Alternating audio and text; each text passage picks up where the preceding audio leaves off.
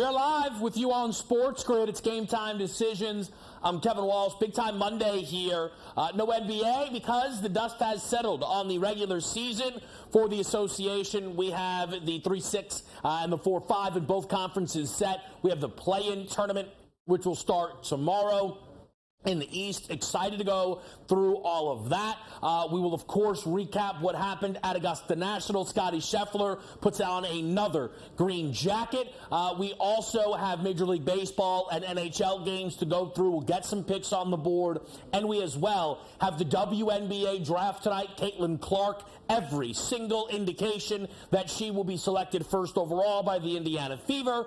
So much so, there is no market for her to be the first overall pick, but you can bet her to lead the Indiana Fever in scoring this season, and a number of other Caitlin bets that are out there. But we have odds for the second pick, and there's been movement throughout the day. 3rd, 4th, 5th, and 6th are available using on the FanDuel Sportsbook there, so we will go through all of that. Great group joining us tonight. Brady Cannon, Joe Madden, Dave Sharapan will all be in the fold as we are live with you here on this Monday. No Coach James Young with us tonight again, dealing with a family matter. We send out the very, very best, though, to him and the entire family, and JY will certainly be back in the mix here later on this week on SportsGrid. Let's go start in the National Football League here with some wide receiver news. It is contract season, and the Philadelphia Eagles doing what the Philadelphia Eagles do, and that's getting in and getting out. What do I mean by that? Let's pay our guy before everybody else because we don't need that market to be reset. We know we want this guy. We know he wants to stay. Let's not overcomplicate things here and drag this out. We bring the radio audience in on SportsGrid Radio, Sirius XM, channel 159. I'm Kevin Walsh. It's GameTime Decisions, and we're live here until 8 o'clock Eastern tonight. Devonta Smith signs a brand new deal with the Philadelphia Eagles. And again, this is what the Eagles did with Jalen Hurts. Got that deal done before Justin Herbert, before Joe Burrow, even before Lamar Jackson. They basically, in getting the Jalen Hurts deal done, it set the framework for the Lamar deal. And really the fallout from this Devonta Smith deal is the fact that now you're hearing some question marks around CeeDee Lamb. And Dallas would be crazy to not bring CeeDee Lamb back into the fold, but they're going to have to pay him big, big money. I think the question around the CD deal is, will this be done before or after the Justin Jefferson deal? Both of these top wide receivers holding out now until they get those new contracts. There are some who believe Justin Jefferson could get quarterback money from Minnesota. If CeeDee Lamb goes first, Justin Jefferson will top that number, no doubt. If Justin Jefferson goes before CeeDee Lamb, things could get tricky for Dallas and that conversation.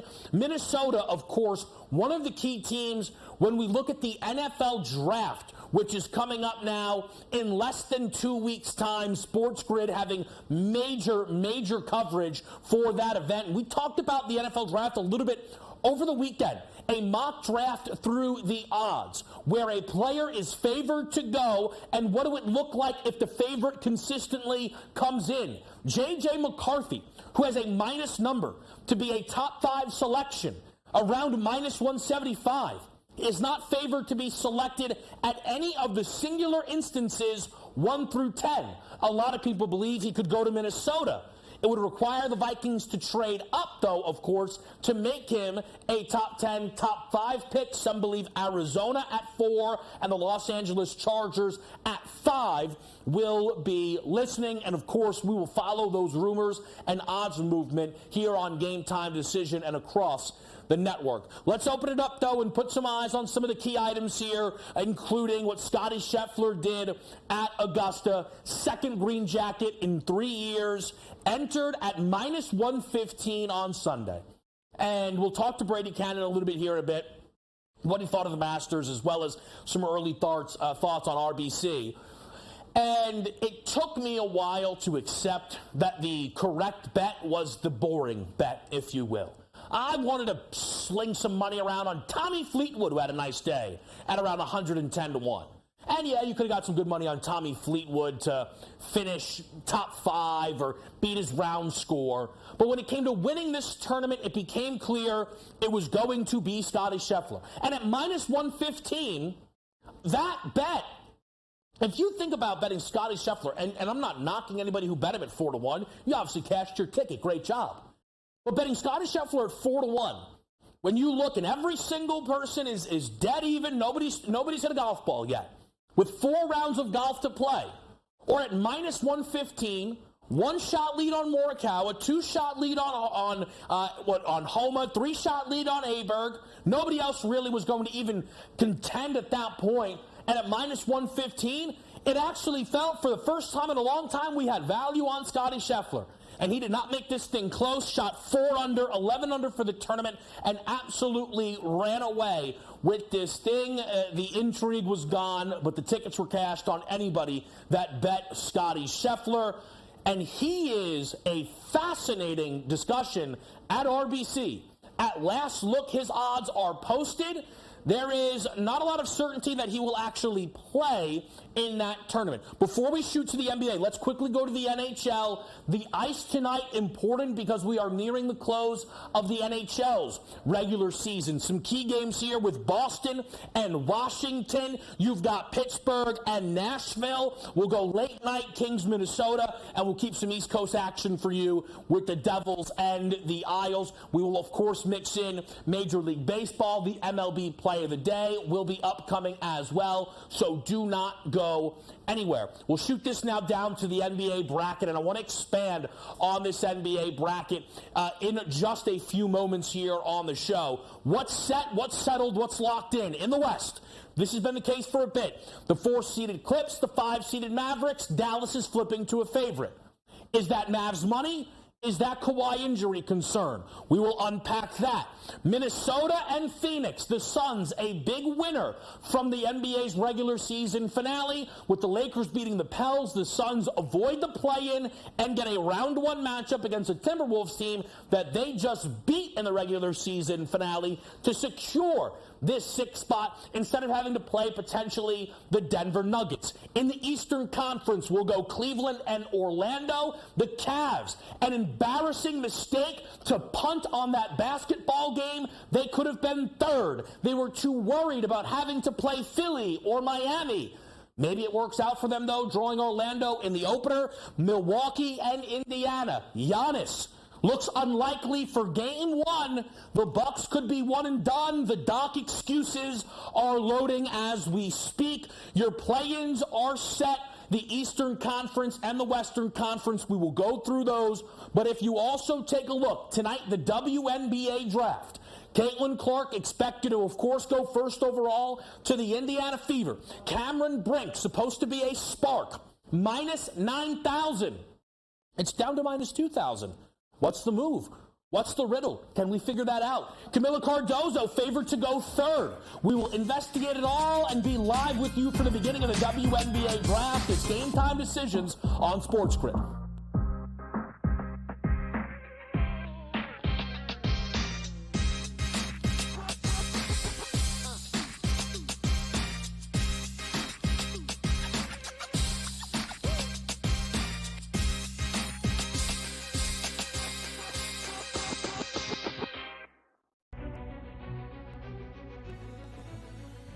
People that bashed him will be eating their words this year. Pretty heavily favored to be a first-round pick, minus 400 earlier this week. But that's not the surprise. If you're drafting J.J. McCarthy in the first half of the first round, you clearly believe not only is he a starter, he's going to be your starter for years to come. But a popular bet was under 3.5 wide receivers in the first round. The tape doesn't lie, baby. Only on SportsGrid. There is going to be an energy to Game Time Decisions that you will feel night in and night out. We're going to go through every single thing, and I've got a great team behind me that's going to help me get the job done. I want this to be the place that people come to. We are going to hit every single one of those markets that you need to know about. There is not going to be a better place, I promise you, than Game Time Decisions. We will have everything at our disposal, and we will use that to our advantage. I'm Kevin Walsh. Tune into Game Time Decisions from 6 to 8 p.m. Eastern on SportsGrid. Jason Tatum has games where he has stinkers. He shoots a 4 for 16. Jaylen Brown in the playoffs gets exposed because he can't go left. Porzingis gets old. Sometimes Jrue Holiday's not consistent. Al Horford father time to catch up. That being said, I still think they're going to the NBA Finals and winning it. And I'm a Knicks fan. I hate the Celtics with all of my might. Betting above the rim, only on SportsGrid. I mean, they're still the best. They're still the champs. Everyone wants to crown the Celtics the champions, but that's not the way it works. They got to beat them. And, they got to get through the East, which isn't going to be fun to begin with. Everyone thinks it's so automatic. If it's just Boris is kind of losing his power, if whatever his tactics have been, yeah, move on. Pharrell Coast to Coast, only on SportsGrid. Memphis owns it. They beat them 5 straight times. And Memphis is awful. So what does that say about the Bucks? They're the most overrated team in the NBA, hands down. Michigan and Boston College, there's going to be goals scored in this game. But, with that being stated, the total's up to 7.5 right now. I got to go under 7.5 here, Scott. Pharrell Coast to Coast, only on SportsGrid. It's smarter to be on SportsGrid. Your 24/7 sports wagering network. The early line. Magical and historic season in Lincoln, Nebraska continues. He is the best player in the NBA, but also in the biggest moments where the national media is watching. Newswire. Something that we have never seen happen before with one of the iconic coaches in the game. Pharrell Coast to Coast. The team covers. It's automatic. It's every time. Not sometimes. It's every time.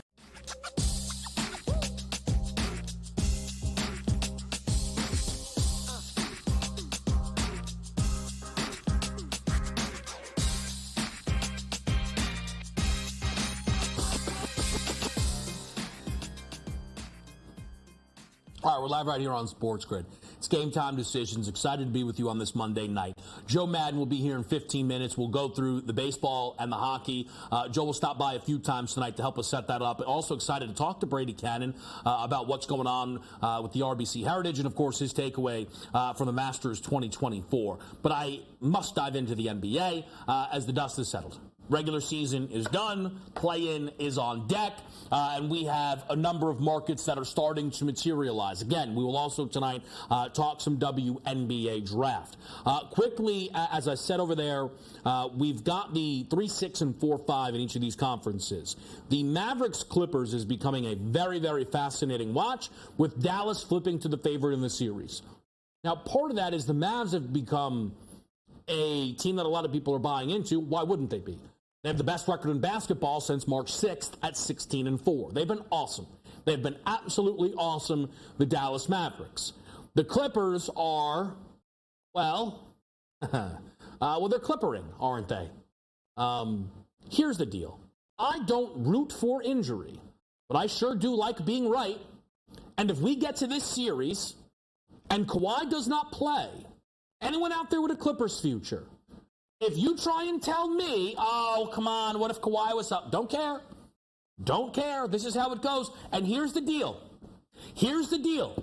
So let's just say Kawhi is good enough to get you through this series against Dallas. You trust him to be good enough for round 2?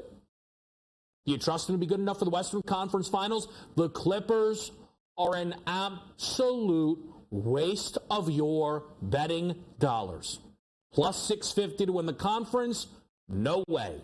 To win the title? No way. 14-1. Tied for the second best odds with another gigantic waste of money in the Milwaukee Bucks. The 3-6 series in the East. The current price in this market is Milwaukee a minus 154 favorite. This is not a number. This is not a number that will stick if Giannis is confirmed out. The Bucks at the moment are a 1.5-point favorite for what is expected to be a Sunday basketball game in Milwaukee. Total is set at 234. Who wants to get involved? If the Indiana Pacers line up against Dame and Dame alone, they will end up being favored in Game 1, and it will move the market a bit more. Now, we don't know how long Giannis is set to be out. That's the tricky thing. If you tell people, hey, look, you're only going to miss Giannis for a game, or you're only going to miss Giannis for 2 games, then they may be willing to say, I trust it enough. But all we know is it looks unlikely Giannis plays the first. And that could roll over into Giannis missing the second. Giannis is not a stranger to missing playoff games. And who is going to be interested in betting the Bucks? We're hearing, and look, while where it came from, it's a grain of salt. Dame's not happy in Milwaukee.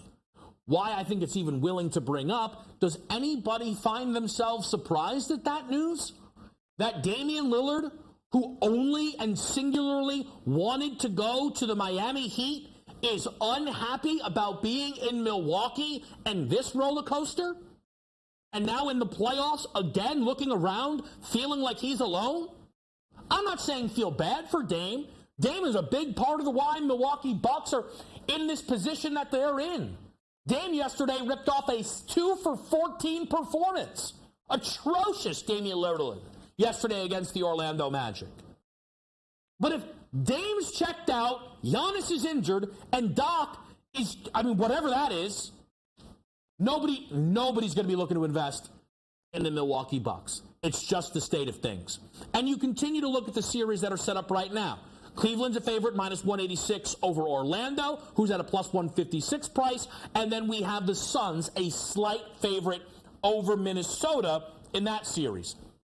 Phoenix looks real good. They don't look best in the West good, but they can beat anybody good.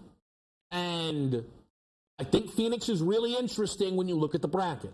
Yes, they are good enough to get through Minnesota. I think even in general, the way the bracket broke for Denver, right, is really interesting. The West is tough. But if Denver draws the Lakers, and then the winner, which would, of course, be Minnesota and Phoenix, that's tough. Look, I know they've owned the Lakers. I 100% get that. But playing LeBron at his freshest doesn't sound ideal. It just sounds like a longer series. Denver will be favored, of course. I would gladly bet that series over 5.5 games. Expect 6, if not 7. And then you play a Minnesota team that you lost a tiebreaker to because you struggled with them, or a Phoenix team that we've seen win this season in Denver. That's a tough road. And potentially waiting in a conference finals is Oklahoma City, who you struggled with this year and would have home court advantage. I'm not telling you that the Denver Nuggets shouldn't be favorites in the West. I'm telling you the gap is aggressive at plus 135. But the gap truly is because the odds makers, the bettors, don't trust anyone else truly. Thunder are too young. Clippers aren't healthy. Dallas down to plus 750 is about as much respect as you could get sitting as a 5 seed. Phoenix is plus 850. They're a 6 seed. There's your 3 seed in Minnesota at 850. So that's part of the reason that we've been given those numbers, and they're lining up the way they're lining up. Play-in odds out and available. It begins tomorrow with the Western Conference. The Lakers have flipped to a favorite in New Orleans. The spread math in me loves New Orleans. They just played. The Pels were favored throughout the day. I know the Lakers were continually bet throughout the process. It was B.I.'s first game back in a bit. And I know the Lakers went and ran away. And LeBron was his excellent, obvious, still top 10 player, all-NBA self in the game. And you might think the Lakers will be able to do that once again. But is this number a bit of an overreaction due to the Lakers winning that game? Here's the thing. What's on the line for the Lakers tomorrow is not as much as what was on the line yesterday. It's not. Now, there are some atrocious takes that the Lakers should intentionally lose to New Orleans to avoid Denver. Those takes stink and are thoughtless and really only exist to get someone like me to be angry about them, so I guess job well done. But if the Lakers do lose to New Orleans tomorrow, it's not the end of the world, because they have a second game. That's why the game on Sunday was so important. So the Lakers were not dealing with do or die in a 9-10, and then a second do or die after winning the first game. So New Orleans is a look. They are. The Warriors are favored in Sacramento. That's fascinating. That's fun. That's a lot of fun. The Steph props are going to be where everybody looks, and understandably so. Wednesday, Philly's laying 4.5 in Miami, and Chicago's not in Miami, against Miami, and Chicago lays 3 to the Hawks. Nobody's ever made it up from the 10. Atlanta is live against Chicago, with Trae Young and DeJounte Murray both playing. It makes for an interesting situation. To make the playoffs, the Atlanta Hawks are presently booked at plus 650. Their number would be short-ish if they are able to get through Chicago. As far as Philly-Miami goes, this is, of course, important for both teams' respective prices, as the winner of that game will have a far more favorable path to making an Eastern Conference Finals, because you will be removed from the Boston bracket. Let's just say Philly wins because they're favored to win. And you take a look at the rest of their bracket, it would be a round 1 matchup against the Knicks, and then a round 2 matchup against either Indiana or Milwaukee. Philly is potentially favored in all of those series. A lot to continue to break down, but we'll get to the baseball and the hockey next.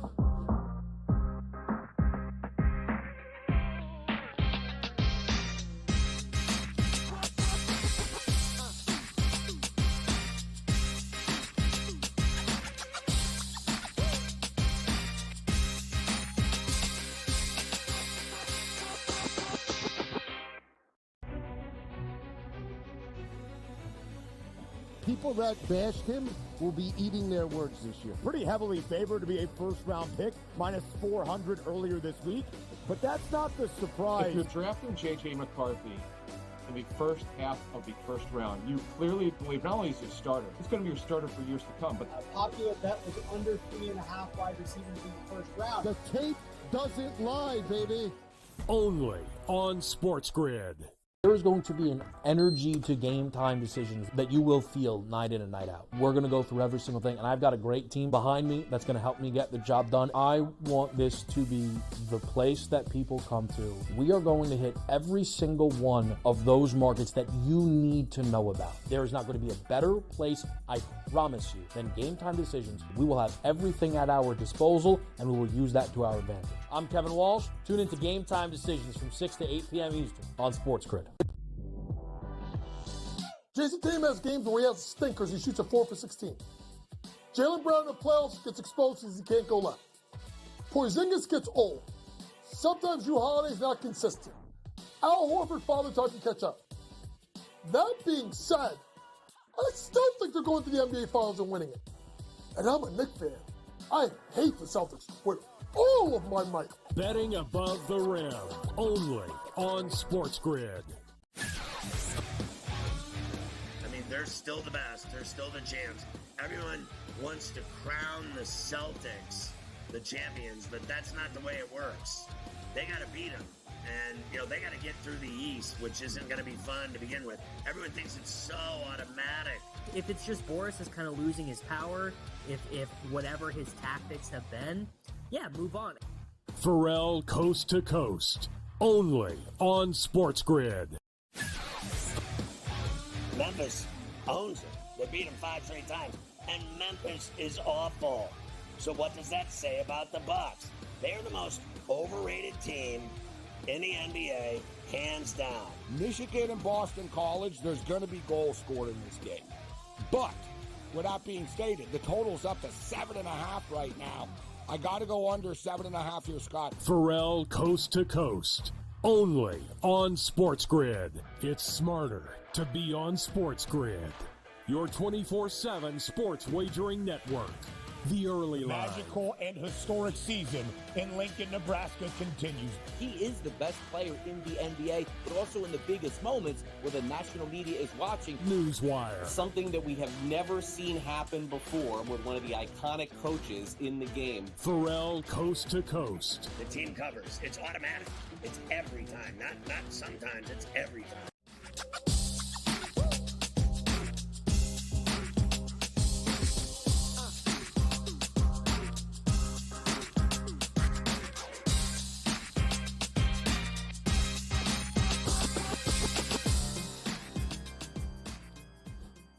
Live right here on a Monday night, it's Game Time Decisions. We're joined by Joe Madden as we get you set for what is close to the end here for the NHL and their regular season, and of course, some Major League Baseball. Joe, excited to get into it.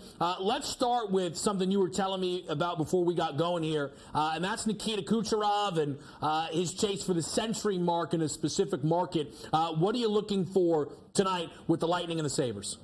Everyone keeps talking about the fact Nikita Kucherov has 141 points and he is leading the league, and that Connor McDavid is bound to hit 100. We know he's hitting the ice tonight, but nothing that I've heard has pointed me in the direction of Nikita Kucherov for his assists. You look at that point breakdown, he has 98 assists. He's been on average going over 2 assists in most of his last 5 games, except for the last game versus Washington, where he was completely held off the board. If he gets 2 assists tonight, he hits that 100 mark, and I do think he can hit it before Connor McDavid even steps out on the ice. So the 2+ assists coming in for Nikita Kucherov at plus 235, but I would turn around and then look at Connor McDavid as well, especially if Nikita Kucherov gets a 2+ assists. You can't take Connor McDavid for just 1 assist. The books have it over 300 on the juice there. But if you look at Connor McDavid for 2+ assists, I think it's just under plus 200 for that one. But Nikita Kucherov, all day long. The power play here is so strong for the Tampa Bay Lightning. I expect those points to come on the power play for them. The Buffalo Sabres, while they're playing strong, they can't save themselves by staying out of the penalty box tonight. So big night for Nikita Kucherov. Let's get those 100 assists. All right, we're looking to get 100 up on the board there. Joe, what about this East Coast matchup here in Jersey with the Devils and the Islanders? The Isles, a slight road favorite at last look. You look at the Devils here, and this team has been struggling to score. In 3 of their last 4 games out there on the ice without Jack Hughes, they haven't been able to produce more than 2 goals, and I do think it's another struggle here. The Islanders have so much to play for tonight. They're sitting in that 3rd spot in the Metro. They can't afford a loss in this one, and Varlamov getting the start in net. Now, he's been absolutely phenomenal in the month of April, going 4-0 with a 1.74 goals against average and a 9.34 save percentage. I do expect him to be nice and strong in net. And the way the defense has finally come out for the New York Islanders, they are locking down. They are giving him the support. I struggle to see the New Jersey Devils scoring more than 2 goals in this. So you're actually getting plus money. I know it's the Devils' last game at home, but taking their team total under 2.5 at plus 124, I think is a fantastic way to go in this one, Kevin. All right, little team total under action there for Joe Madden. Joe, what about this Red Wings game? It's the first on the board here. They're going up against the Montreal Canadiens. Do you see any value in this game? Absolutely. Firstly, Montreal could have the opportunity of at least pushing this one to overtime. That's coming in at plus 380. They want to play that spoiler role, and they're playing really strong hockey right now. But I do think the best thing to look at here is the Red Wings and looking at them in the first period. We know they're sitting 5th in the Atlantic. We know they're in a race for that last wild card spot. But we see the Red Wings game in and game out come out nice and strong and then blow their leads. They did it versus Toronto, and I do think we could see the same thing happen here versus the Montreal Canadiens if they're not careful. So what I'm going to look at is I'm going to look at the Red Wings to score the first goal in the first period. That's coming in at plus 100, but I also think probably the better bet is to look at the Detroit Red Wings to record 12 plus shots on goal in the first period. You see that urgency out of them in that first period. That's coming in at plus 125. They put up 13 shots on goal in the first period versus the Toronto Maple Leafs. And the last time they faced Montreal, they put up 11 shots on goal in that first period. You look at the Montreal Canadiens, their defense doesn't put up much resistance. They're allowing 33.3 shots on net per game on their goaltending. And I do think the Red Wings, with the urgency they need to play for, they come out here and they put up at least 12 shots on goal in the first period, Kevin. All right, Joe, how about this game here with Boston and Washington? One of the biggest, I think, on this slate here, this Bruins team continually putting up the results that they need on the road. Check in at minus 146. There is so much to play for both of these teams. We know the Boston Bruins are sitting here nicely first in the Atlantic with 109 points. The Panthers are only 1 point behind them. So looking at this team, they don't want to take a loss here. They don't want to give up that first place in the Atlantic, but the Washington Capitals are fighting for that last wild card spot. That is dangerous here for me.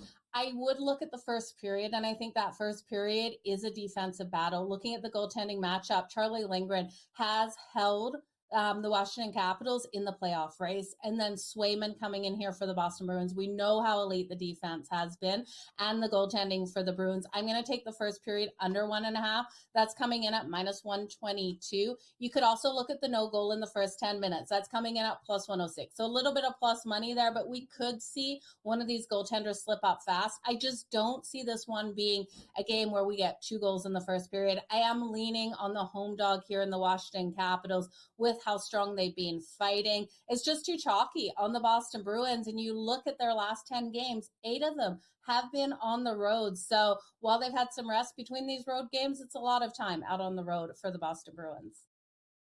And certainly so. Before we get to the baseball, Joe, what about this game and the Pittsburgh Penguins tonight here? An important one against the Nashville Predators, total 6.5.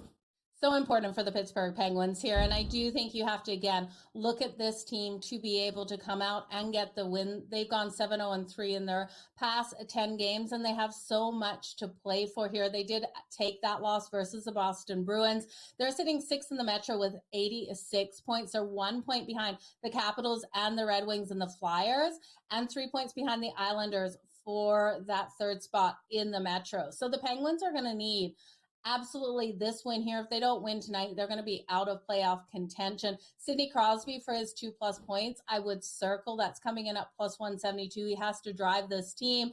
When we look at the Predators, they do have something to play for with Vegas 3 points behind them and a game in hand for that first wild card spot, but they have less to lose here because all they'd lose is they'd slip into the second wild card spot if Vegas takes over the first. They are making the playoffs no matter what. So desperate team in the Pittsburgh Penguins. I think all of these teams, the Red Wings, the Capitals, and the Penguins win to make it even more confusing in the playoff race tonight. All right, Joe, you've got some action. It's coming up actually, I think, very shortly here on the baseball board with Baltimore and Minnesota. A pitcher prop. What do you like in this game? We look at the Baltimore Orioles, and while they've got great bats out there, we're actually seeing opposing pitchers getting those strikeouts on them. Opposing pitchers have had 6 or more strikeouts in 3 of the last 5 games versus the Baltimore Orioles. So I'm looking at the Minnesota Twins, Verland here to come out and go over 5.5 strikeouts. We're actually getting that at plus money, at +122. And while he's been struggling, we have seen those strikeouts coming for him. He had 6 strikeouts versus the Dodgers, and as long as we get 5 innings out of him, I do think he can go over 5.5 strikeouts. So that's at +122, Kevin. All right, a little strikeout prop on the board. Joe, what about this game between Texas and Detroit here? 6:40 first pitch, the Tigers at home. I think we just look at an under here, Kevin. The under 8.5 for the full game. I'm looking at Detroit, and they're not a team that instills a lot of confidence for me in offense. I don't expect a lot of runs out of them. And looking here at the Texas Rangers, while they could contribute, looking at Reese Olson, I do think he's going to limit the bats, especially in the first 5 innings, 6 innings that he's out. So with this pitching matchup, I've got to look at the under 8.5. Neither of these teams, to me, I think can get enough. There's not going to be those big home runs. I just don't see it happening in this one. So under game, hate betting unders, but you got to do it.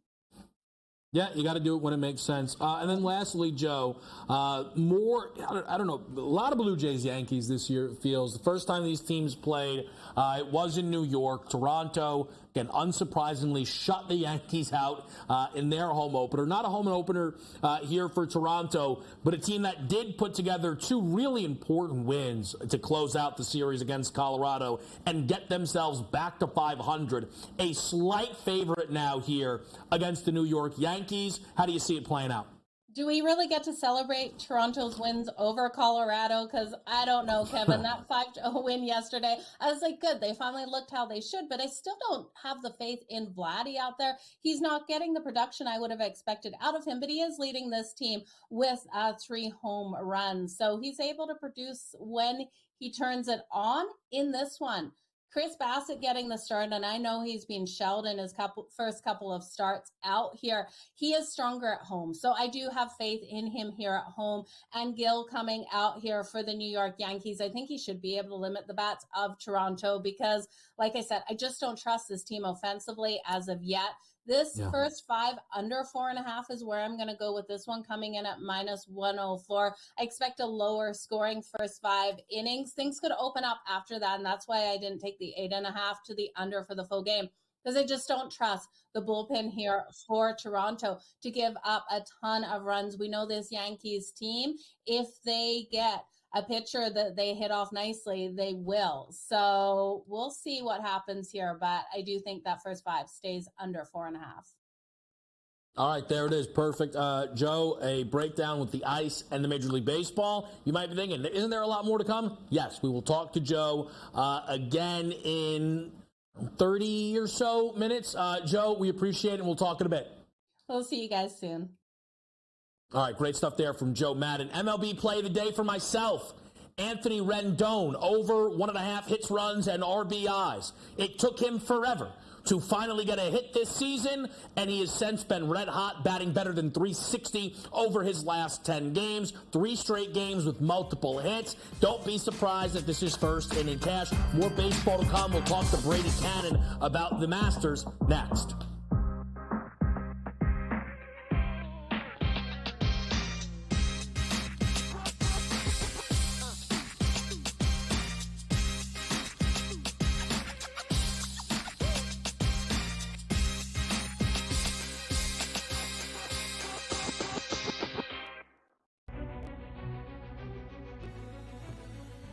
People that bashed him will be eating their words this year. Pretty heavily favored to be a first-round pick, -400 earlier this week. But that's not the surprise. If you're drafting J.J. McCarthy in the first half of the first round, you clearly believe not only is he a starter, he's going to be your starter for years to come. But a popular bet was under 3.5 wide receivers in the first round. The tape doesn't lie, baby. Only on SportsGrid. There is going to be an energy to game time decisions that you will feel night in and night out. We're going to go through every single thing, and I've got a great team behind me that's going to help me get the job done. I want this to be the place that people come to. We are going to hit every single one of those markets that you need to know about. There is not going to be a better place, I promise you, than GameTime Decisions. We will have everything at our disposal, and we will use that to our advantage. I'm Kevin Walsh. Tune into GameTime Decisions from 6 to 8 p.m. Eastern on SportsGrid. Jason Tatum has games where he has stinkers. He shoots a 4 for 16. Jaylen Brown in the playoffs gets exposed because he can't go left. Porzingis gets old. Sometimes Drew Holiday's not consistent. Al Horford father time to catch up. That being said, I still think they're going to the NBA Finals and winning it. And I'm a Knicks fan. I hate the Celtics with all of my might. Betting above the rim, only on SportsGrid. They're still the best. They're still the champs. Everyone wants to crown the Celtics the champions, but that's not the way it works. They got to beat them. And, they got to get through the East, which isn't going to be fun to begin with. Everyone thinks it's so automatic.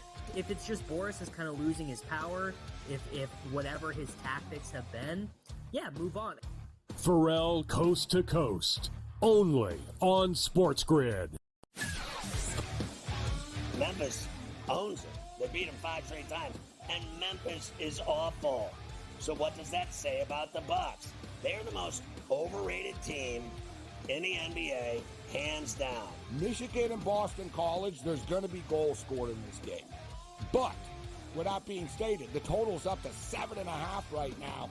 I got to go under 7.5 here, Scott. Pharrell Coast to Coast, only on SportsGrid. It's smarter to be on SportsGrid, your 24/7 sports wagering network.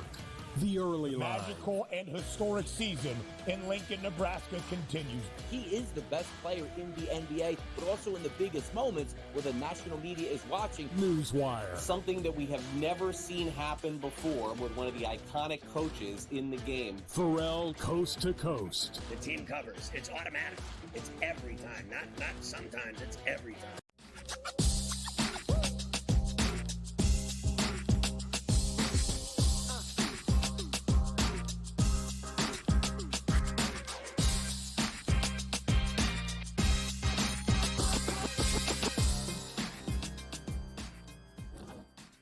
Live right here on SportsGrid. I'm Kevin Walsh, and these past 4 days, of course, the Masters coverage from SportsGrid was great, and that would not have been the case without Brady Cannon, who is here once again. We're going to talk a little Masters. We're going to look ahead a little bit to the RBC. But Brady, not just a welcome in, but a thank you for talking out the Scotty Scheffler outright market with me and getting to the correct conclusion that the best golfer in the world was going to win that tournament. Yeah, absolutely, Kevin. And thanks for having me on, day after day throughout the tournament so we could update, who might be live to try and win this thing or a top 10. That was really cool. I'm glad we, just pounded the coverage like that. And in the end, we both came out with a winner. You and I both bet him on Saturday night before the final round on Sunday, and we're able to make a few bucks back. But it was a tremendous event, and, the ability to talk about it here and cover it extensively, it's the Masters, right? And as you can see, Kevin, I was donning the green jacket all week last week, in support of one of the greatest events in all of sports. And now we go to Hilton Head, South Carolina. I was lucky enough to play this course one time, so I wasn't able to get myself a tartan plaid jacket, but I do have the tartan plaid hat for Harvard Town this week. So, yeah, it looks fantastic. Before we get to the RBC, because I am excited to get to talk to you a little bit about that tournament, but for you, was there any takeaway from the Masters outside of Scotty Scheffler, any singular performance or something from the event that stood out? Well, Oberg. Ludwig Oberg, this guy's absolutely for real. And I didn't think he wasn't, but and I was certainly aware of him as a player and a very good player and a guy who's a threat to win each and every week. But it was great to be able to see him up close and personal hitting golf shots, throughout an entire 18 holes. I've never seen coverage that up close and personal and get to watch his golf swing and his putting and, the way he plays the game and the way he handles himself. He's become a new favorite player of mine. I just thought he was a joy to watch, and boy, is he talented. He not only hits it far, but he hits it straight. His irons are spot on, and he can putt. So I really enjoyed what is probably truly a coming out party for him, as the whole world got to see what he can do. So that was very cool. I mean, we said it throughout the week in covering this thing, Kevin. The cream tends to rise to the top in the Masters. And I sent a tweet out last night. If you look at the top 10 of the leaderboard, Scotty Scheffler, Xander Schauffele, Colin Morikawa, Tommy Fleetwood, Max Homa, Cameron Young, Cameron Smith, Bryson DeChambeau. It was just a murderer's row, and that came to fruition once again. Maybe the next tier guys, the Adam Shanks, the Cam Davis, Patrick Reed, if you want to call him that, it all went away. In the end, it was a murderer's row list of the top 10 once again. I thought that was kind of interesting to see how that came to fruition at Augusta National once again. It really seems to do so year in and year out. They have some sort of magic pixie dust around there where you really get the studs that come to the forefront on Sunday. Tiger, I think we talked about this. Overall, I think it was a win. It was a joy to see him play all 4 days. Really, the win came in the first 2 days, and in the fact that he made the cut. An incredible experience that he got to play with Neil Shipley. That's obviously even more special for Shipley, but I think it was very cool for Tiger as well.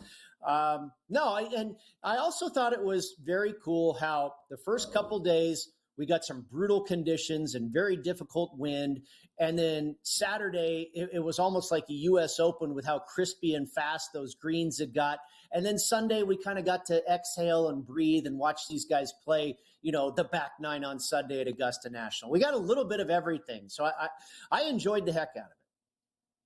Yeah, look, it was a blast to cover. It was a blast to bet, no doubt. One thing that stood out for me, and maybe it's because of where my bets were, was how little Rory factored in any of the conversations. Even, Tiger and Rahm were so below what we would want to see from those guys that got discussed a little bit. Rory didn't have a great day one under, a really bad round two, And he didn't even have, we talked about this, me, you, and Dave Sharapan on Sunday. He actually had the lowest round score prop on Sunday at a 70.5. The thought is, Rory can put together these awesome final rounds and shoot into a top 10 out of nowhere. And he didn't even end up cashing any top 20 tickets. But here we are, looking ahead to the RBC, and Rory has been jumped. Xander Schauffele, Mr. Consistency, Brady brought home that top 10 for you because, of course he did, has jumped in front of Rory, but in front of both of them is Scottie Scheffler.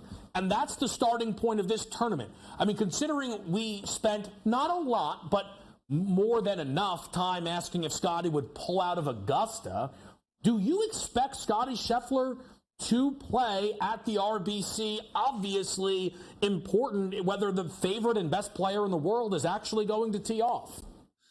Yeah, I don't believe he will withdraw unless he has to with his wife and the labor situation and their first child. But I don't, if that's not the case, if she's not ready to go just yet, I don't think he'll cite that as a reason. If he does withdraw, it's going to be just like, look, man, I've had enough. I'm exhausted mentally and physically. I think it is a bit unfortunate. I love this tournament. I love this golf course. I was lucky enough to play there about 5 years ago. And it's like a polar opposite from Augusta National, this big, massive property with huge fairways and all kinds of elevation change. Now you go to a flat, very tiny, compact seaside location, different types of grass, different colored jacket that they hand out to the winner. Everything is basically a polar opposite. I do love the event, but I'm kind of a little bit disappointed that it's a signature event where all the top players in the world are here. As funny as that sounds, we like to see the best players, but you just come off of the first major of the year. And it's exhausting for all of us, covering it, betting it, watching it. And now the Hilton Head at Harbor Town, it's always been kind of like an exhale. Okay, let's relax. Let's go to the coast. Let's hang out in a resort type of town and let's just play a little golf. Nothing too serious. Yeah. Well, this year it's serious again, and that's good, but it feels a little odd. But Scottie, I think, knowing him, I don't think the labor issue with the wife is going to come around and he'll probably play. And at the same time, I think he could be a fade. It's real hard to go against this guy, but if there's ever a spot, it's probably this week. Well, I was, Brady, listening, to, just some other people kind of discussing all the fallout from the Masters and, looking into it a little bit myself, but the last time Scottie won the Masters, which was just 2 years ago, he didn't win again for a while. And it was it was such a remarkable thing. Again, it's why, when Brady and I started to talk golf a little bit more here together on GameTime Decisions, almost every single time my first question would be around Scottie Scheffler, because there was a run where every tournament, the best golfer in the world was always in the mix, but never closed the door, but was always top 5, top 10. It was just this incredible, I promise you I will be there, but he couldn't cross that finish line. And if we get on this run again, where every Scottie top 10 bet cashes and most of the top 5s cash, but he doesn't win this tournament, there's going to be value beneath it. And we're coming off of a tournament, you said, Brady, look, this isn't really a tournament at the Masters where you go way down the board, right? And you start trying to, I got a 350 to 1 to give you guys. What is is this a fair game to a degree when we talk about RBC? What's the range you want to operate in? Yeah, I think you could definitely have some long shots here, and we have seen some in the past. Like I said, it's really a polar opposite from Augusta National. You go from, the big bombers off the tee and wide fairways, and now you have very narrow fairways where you're going to want to look at driving accuracy. Once again, we'll look at iron play. You've got to be especially crisp with the ball striking in the iron play, and then good scrambling around, from big undulated greens at Augusta National that run, lightning fast to slower Bermuda grass surfaces on some of the smallest greens we see on tour. So, scrambling, iron play, and driving accuracy. Those are probably the three main staples you're going to want to look at. and it's typically going to churn out a very different winner than what we're used to seeing come out of Augusta National. And not always. We've got Matt Fitzpatrick as the defending champion. Patrick Cantlay has won here before. So some of the bigger hitters have been very successful around here as well. But a lot of times, Webb Simpson, Graham McDowell, Matt Kuchar, some of the shorter knocker, more accurate players, Stuart Sink that come out as champions here. Jordan Spieth, Patrick Cantlay, Fitzpatrick, those have been some of your guys that have been money the last handful of years around here. But when you're trying to pinpoint who it's going to be this week, it's more about driving accuracy and iron play and scrambling at the forefront. And that's usually going to lead you to kind of the anti-Masters, Bryson DeChambeau bomber type. So that's where I'm going to start with my handicap. And there's so many, obviously, there's only 69 players in this field, and they're all the top players in the world. So you're not necessarily going to find, kind of a quote unquote no-namer at 150 to 1. No, you're probably not. And again, Brady, we appreciate your help throughout the match. And, of course, we're going to continue to do this around all these tournaments. This really is the peak for the golf year, I feel. But I haven't been able to talk to you on a Monday yet. So I'll leave with this kind of question here. For you, when do you look to get the bets really in? Are you betting guys Monday? Did you bet guys? When do you start to put your RBC Heritage action in? Sometimes it's Monday afternoon, Monday evening. I haven't gotten into it just yet today, and maybe I'll place a bet here in the next couple of hours. But sometime between basically Monday afternoon and Tuesday morning is when I'll do some of my outright bets. Now, the head-to-head matchups usually don't come out until Tuesday morning, so that'll take place later on Tuesday, maybe even into Wednesday morning. And then by Wednesday afternoon, I'm pretty much wrapped up, and obviously they tee it up on Thursday. So Monday is really the initial process of the handicap, diving in, figuring out what's going to go on, maybe play a couple of outrights, and then solidify everything, finalize everything on Tuesday and Wednesday.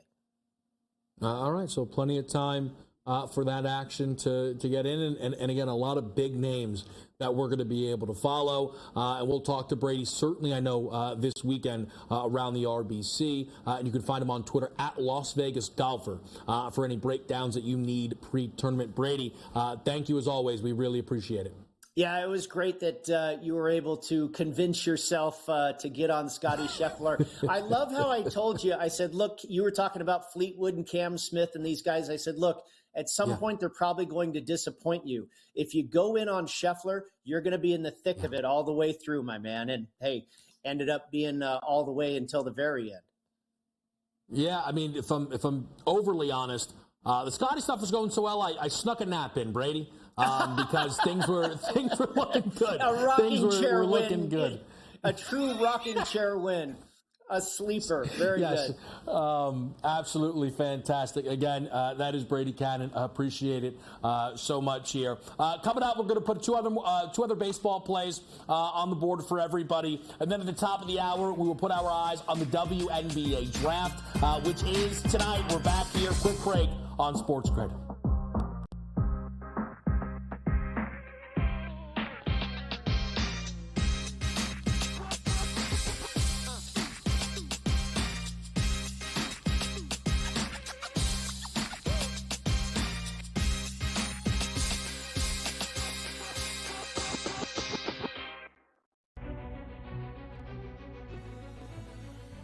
People that bashed him will be eating their words this year. Pretty heavily favored to be a first-round pick, minus 400 earlier this week.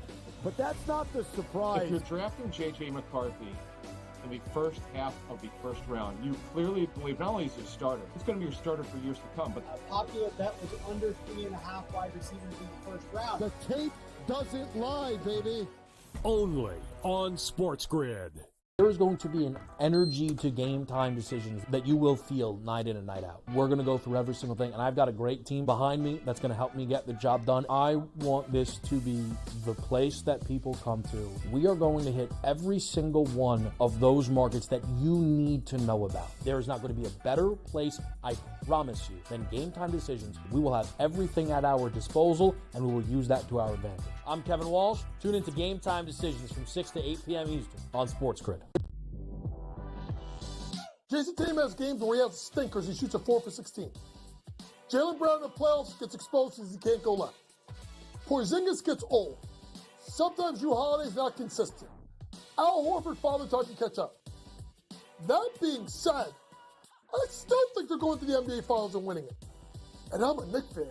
I hate the Celtics with all of my might. Betting above the rim, only on SportsGrid. I mean, they're still the best. They're still the champs. Everyone wants to crown the Celtics the champions, but that's not the way it works. They got to beat them. And, they got to get through the East, which isn't going to be fun to begin with. Everyone thinks it's so automatic. If it's just Boris is kind of losing his power, if whatever his tactics have been, yeah, move on. Pharrell Coast to Coast, only on SportsGrid. Memphis owns it. They beat them 5 straight times. And Memphis is awful. So what does that say about the Bucks? They're the most overrated team in the NBA, hands down. Michigan and Boston College, there's going to be goals scored in this game. But, with that being stated, the total's up to 7.5 right now. I got to go under 7.5 here, Scott. Pharrell Coast to Coast, only on SportsGrid. It's smarter to be on SportsGrid. Your 24/7 sports wagering network. The early line. Magical and historic season in Lincoln, Nebraska continues. He is the best player in the NBA, but also in the biggest moments where the national media is watching. Newswire. Something that we have never seen happen before with one of the iconic coaches in the game. Pharrell Coast to Coast. The team covers. It's automatic. It's every time. Not sometimes. It's every time.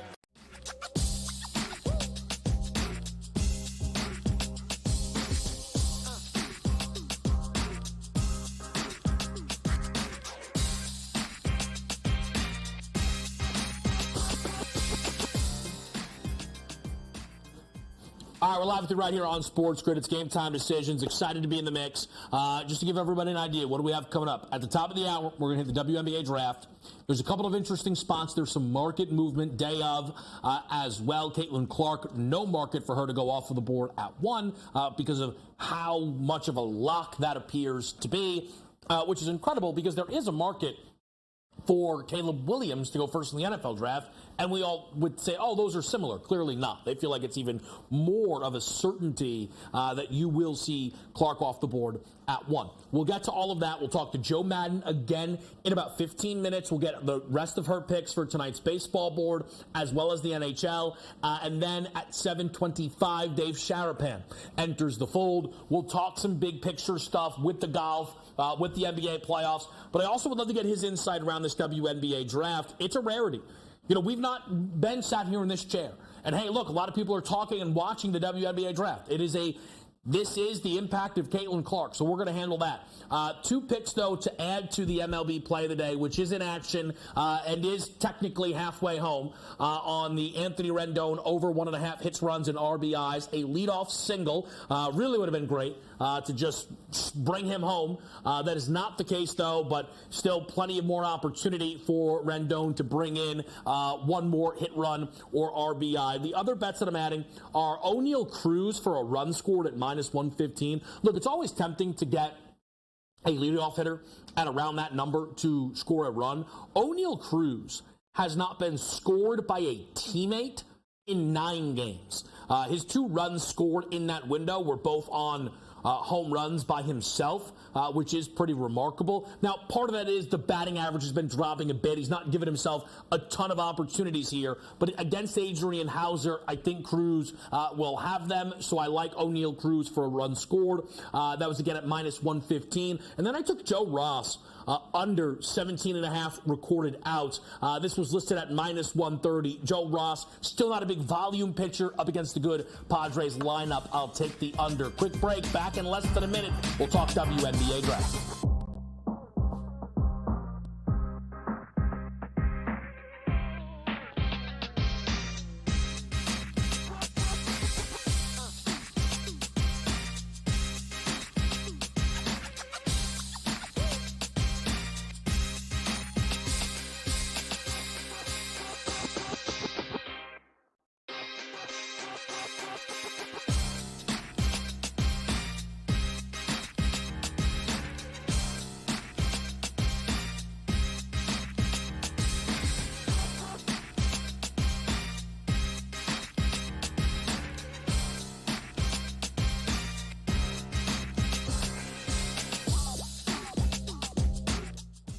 We're live on SportsGrid with GameTime Decisions. I'm Kevin Walsh with you for another hour in-game live.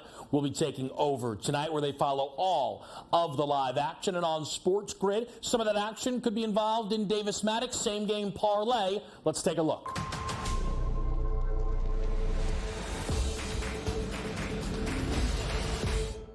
All right, guys, we are back from Masters Weekend with another same-game parlay. Over on the FanDuel Sportsbook, we are going to Major League Baseball with the Washington Nationals traveling to play at the Los Angeles Dodgers. Tyler Glasnow taking the mound for the Dodgers. We are, of course, going to begin by taking the Dodgers run line minus 1.5. They are just so much better of a team than the Nationals 1 through 9. Better starting pitcher, better bullpen, and I've really been liking the run line versus the money line this season. We are also going to take the over on 8.5 runs in this game.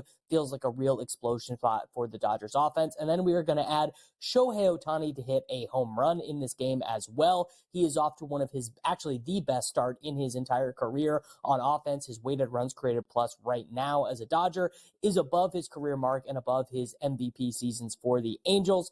This 3-leg same game parlay is going to give us plus 598 odds. Dodgers minus 1.5, over 8.5 total runs, and Ohtani to hit a home run. Good luck tonight, everybody.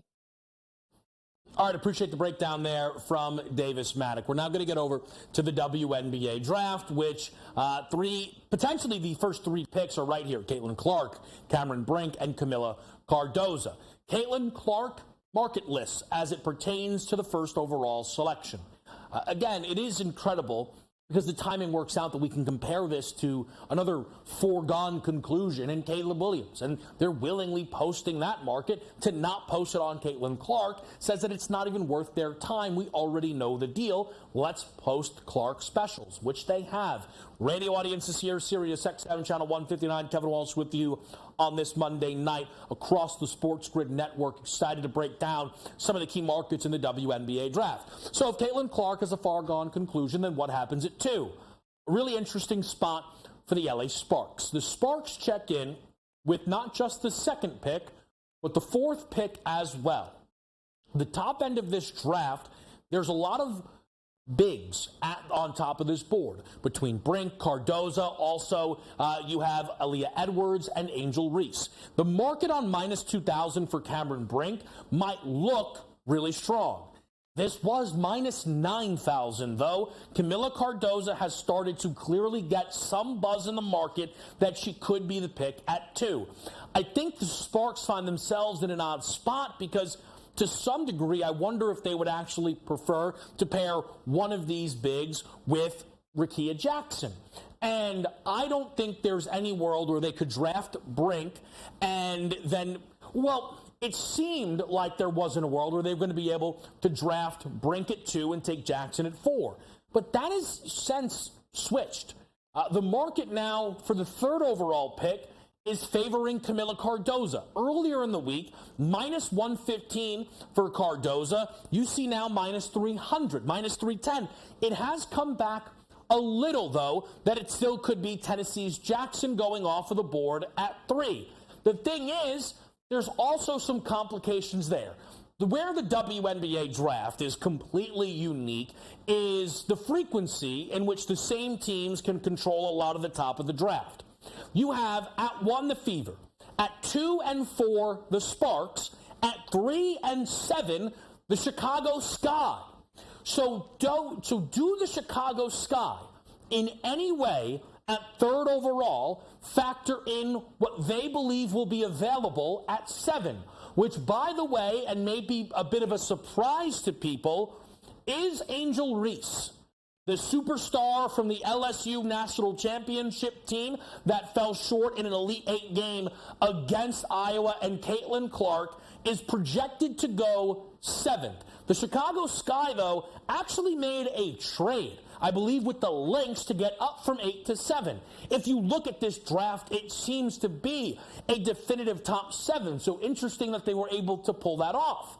But if you're going to be drafting Angel Reese at 7, who's more known for her rebounding and maybe defense even still at this point, would you want to go with Camila Cardoza, who is certainly known for her rebounding and defense, or Jackson, who had excellent games against that top-seeded Gamecocks team throughout the season, and as a legitimate 3-wing player, could give this Sky team a different dynamic? You might say you can't move things around at 3. You don't know what's going to be there at 7. Well, you have an idea. Again, that top 7, Clark at 1, call it Brink at 2, right? And then you look at that next group, it's Reese, it's Edwards, it's Cardoza, it's Sheldon, and that's what they're going, and it's Jackson. That's what the Chicago Sky would be looking at here. But if they ultimately go with Cardoza, then the expectation is the Sparks at 4 would go Jackson. And that makes all the sense in the world. Again, the way the markets line up, it suggests that Cardoza and Jackson have maybe even created separation from Sheldon of Ohio State and Edwards of UConn. But for the Sparks, this, again, it feels easy because they're not worried about pairing or how the fit of a Cardoza-Brink works. Cameron Brink, more of an offensive game that she can bring to the table compared to Camilla or Angel Reese. But Cameron Brink was the National Defensive Player of the Year. So if you check that box by drafting Brink at 2, the dream scenario likely for the Sparks is this board flows exactly how the odds makers are expecting it. At 5 right now, we see the odds favoring Sheldon, not by a ton. Aaliyah Edwards at plus 250. You see they're open to the world that Jackson falls down, and then Angel Reese is at 16 to 1. If you also take a look at the odds to go 6th overall, then Aaliyah Edwards becomes the favorite at minus 115. Still a chance it's J.C. Sheldon here at 6 if it's not Edwards. Some of the mocks have been a little back and forth on what you're going to see from the Mystic potentially in this range and the Dallas Wings who are picking 5 and 6.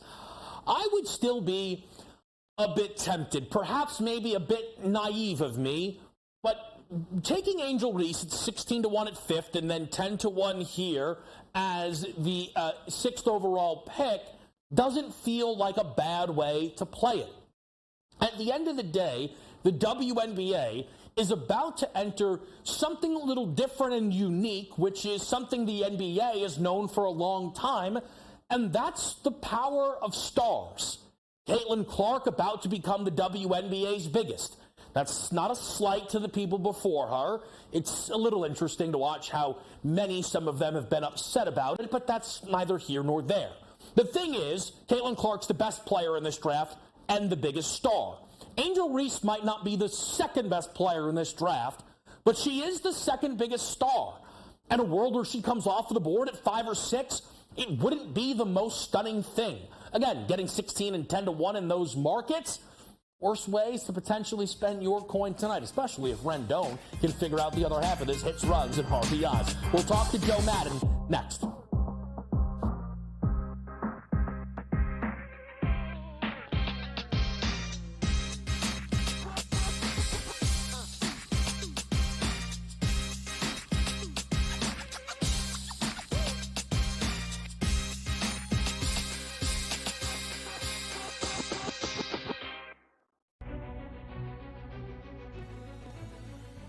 People that bashed him will be eating their words this year. Pretty heavily favored to be a first-round pick, minus 400 earlier this week. But that's not the surprise. If you're drafting J.J. McCarthy in the first half of the first round. You clearly believe not only is he a starter, he's going to be your starter for years to come. But a popular bet was under 3.5 wide receivers in the first round. The tape doesn't lie, baby.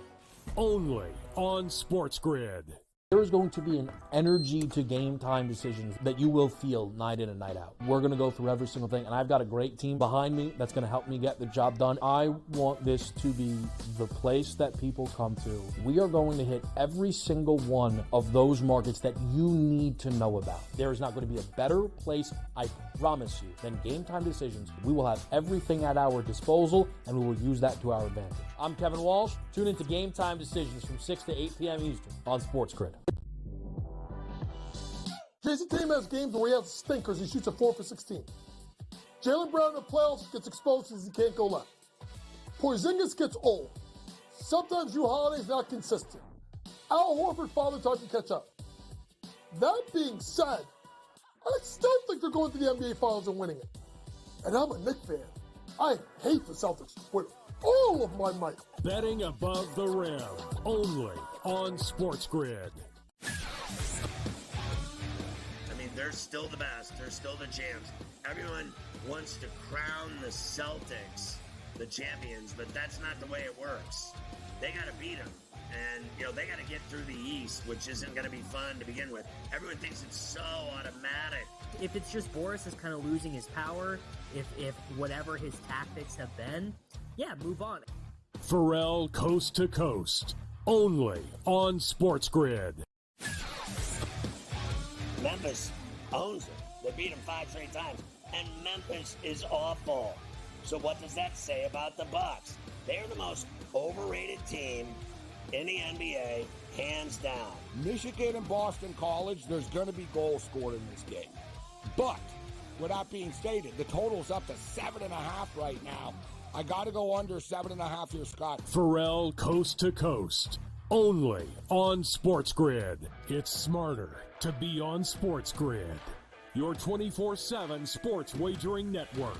The early line. Magical and historic season in Lincoln, Nebraska continues. He is the best player in the NBA, but also in the biggest moments where the national media is watching. Newswire. Something that we have never seen happen before with one of the iconic coaches in the game. Pharrell Coast to Coast. The team covers. It's automatic. It's every time. Not sometimes. It's every time.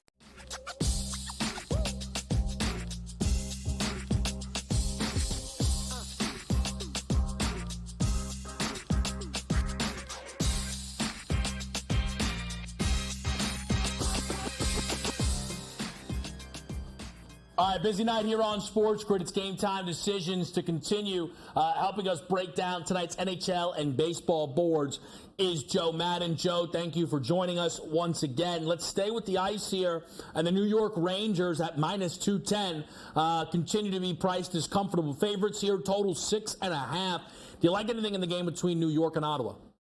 I have to look at player props in this one because the Ottawa Senators have been dangerous, and I don't love even the price on the puck line here for the New York Rangers. They're sitting first in the Metro, and while this spot isn't safe to stay first in the Central with the Canes only 1 point behind them, I do think it's a lot to ask them to cover that puck line. We know during the regular season, the puck line at home just wasn't their strong suit, going 17-23 as that favorite. So looking here at Panarin's been phenomenally strong out there for the New York Rangers. I'm looking at him for 2+ points tonight. That's coming in at plus 118.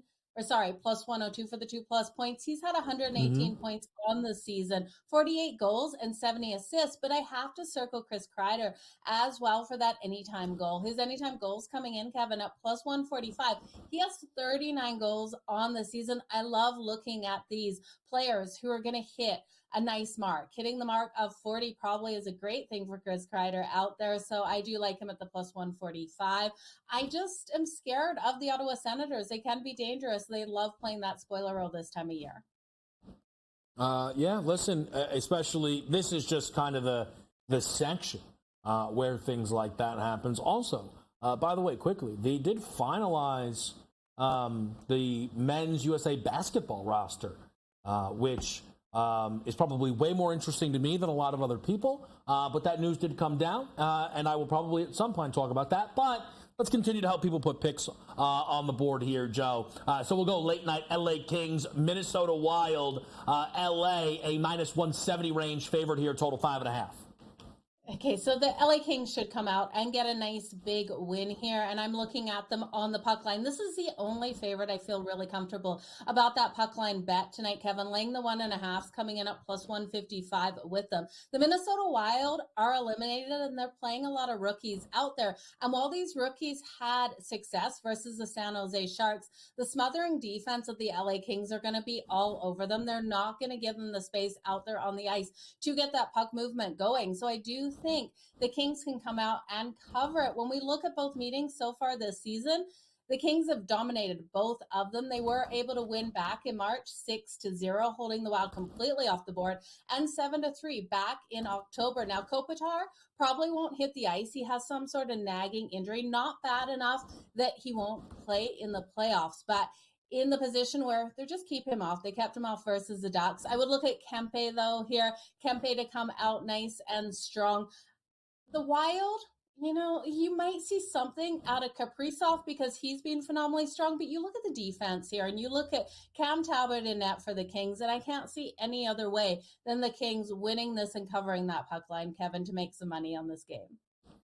All right, and then quickly, Joe, just because you mentioned the Kucherov assists the first time we talked, similar thoughts with Connor McDavid in action against the San Jose Sharks? Yeah, and I'm just looking to see if they've moved that prop and if you're going to have to lay more juice. So Connor McDavid for 1 assist, it's way too juiced. It's minus 340, so that has gone up in the last hour. You have to take him for 2+ assists at plus 148. If Nikita Kucherov comes out and gets 2 assists, which we could see within the next 30 minutes here, I would then go back and circle Connor McDavid for 2+ assists because these players are so competitive. If Nikita Kucherov hits 100, Connor McDavid will hit 101, I believe, tonight. So competitive players out there, you've got to take advantage where you can find the value, Kevin. Back and forth they go. Joe, we've got a great series starting. Well, it should be a great series between the Braves and the Astros. The way the Astros are saying, maybe it'll be a nightmare for them. They are a home dog here against Atlanta. And I think they should be a home dog in this one, but I'm going to go with the total, Kevin. I know this total is high at 10.5, but Dustin Vines getting his first start of the season, and Spencer Arragete, if I'm pronouncing his name correctly, will come out for the Houston Astros. And I do think with 2 young pitchers here, we're going to see both of these lineups who are so powerful out there on the ice be able to put up those runs today. I'm just seeing these goals come in, Kevin. The Montreal Canadiens scored on the Red Wings, so not what I wanted to see, but we're going to live with it. But yeah, I think powerful lineups out here for both of these teams, and I do think we go over that total of 10.5, Kevin. All right, so looking for runs in that game. What do you think about San Diego and Milwaukee? This Brewers team has continued to blow past expectations early season here. Yeah, and I think they're going to have a strong game in this one. This is a battle of the Joes. Joe Musgrove coming out here for the San Diego Padres and Joe Ross for the Brewers. Now, Joe Ross has had the stronger start to the season. He's been able to record that 1 win and has a 1.80 ERA. I like the Brewers in this position at home, especially when we look at the San Diego Padres off that big win over the LA Dodgers yesterday. I think this would be a letdown spot for them. So I'm going to put my money here on the Brewers. We're getting a short price for them at home. And Joe Musgrove is a righty. We've been seeing the Brewers really hit righties strong. They've already got 19 home runs off righties so far this season. So I do think it's a strong day for them out here, Kevin. All right, Joe, what about this Arizona Diamondbacks group? They're playing late night here against the Chicago Cubs at home. How do you feel they match up? I think the Diamondbacks can come out nice and strong. Roberto Kelly getting the start. He's 2-1 on the season with a 4.13 ERA in his 5 career starts versus the Cubs. So we've seen that strength out of him versus the Cubs so far. Looking at the Diamondbacks, they're strong on that run line to start this season. They're sitting 7-3 at home on that run line. And when we look at the Cubs, in 4 of their 6 losses this season, it's been by 2 or more goals. So I think the Diamondbacks have enough ability in this one to come out nice and strong, cover that puck line at home. The puck line the run line isn't something I love to jump into, especially this early in the season. But this one for me at plus 138, the value is there on the run line on the Arizona Diamondbacks for me, Kevin. All right, looking for some value. Joe, before we let you go, curious if you have any thoughts on this Dodgers game here against the Washington Nationals. Look, we know the Dodgers are always going to be big favorites. I got to tell you, at minus 390, I'm almost surprised it's not more. Against the Nationals with Glass now on the mound, I'm not saying there's value on minus 390. I'm not saying let's lay a run and a half at minus 182. But if this, there's going to be moments we would think where this team is minus 450. Maybe in this series, I thought this would be one of them. I'm curious if you're interested in that late game at all.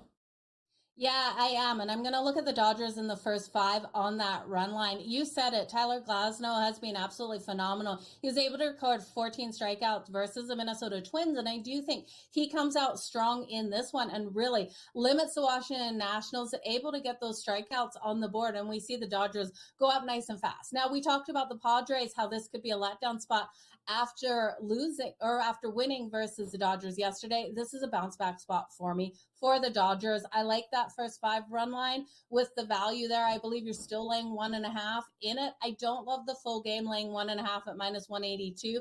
If you're still not getting enough value in that first 5, I'll do an run line as well, even laying 2.5. I think, like you said, Kevin, this should be a game where they come out and blow the Washington Nationals out of the water. Yeah, it's what we expect from the LA Dodgers. Joe, appreciate it as always. And, of course, this will continue to ramp up as we get closer to the NHL playoffs. Joe, best of luck tonight. Best of luck, everyone out there. All right, great stuff. As always, quickly, that USA men's basketball roster, 11 of the 12 spots finalized here. LeBron, Durant, Tatum, Steph, Embiid, Devin Booker, Tyrese Halliburton, Anthony Edwards, Drew Holiday, Bam Adebayo, and Anthony Davis. Again, 1 spot left, probably for Kawhi Leonard. But, well, you don't really trust Kawhi to be healthy, unless, of course, you're someone who's never bet on the Clippers before in the futures market, and then make that wrong decision, and then you eventually learn your lesson. Dave Shatterpan, up next.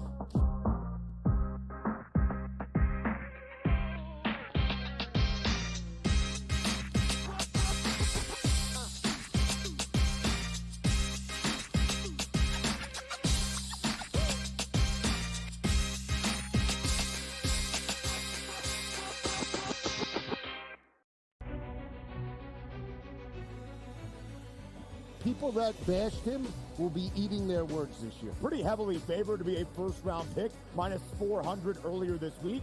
But that's not the surprise. If you're drafting J.J. McCarthy in the first half of the first round, you clearly believe not only is he a starter, he's going to be your starter for years to come. But a popular bet was under 3.5 wide receivers in the first round. The tape doesn't lie, baby. Only on SportsGrid.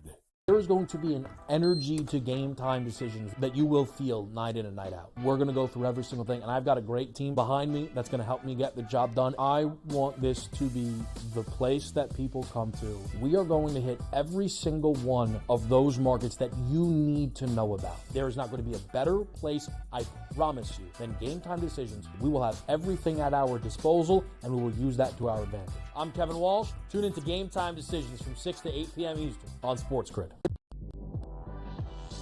Jason Tatum has games where he has stinkers. He shoots a 4 for 16. Jaylen Brown in the playoffs gets exposed because he can't go left. Porzingis gets old. Sometimes Drew Holiday's not consistent. Al Horford father time to catch up.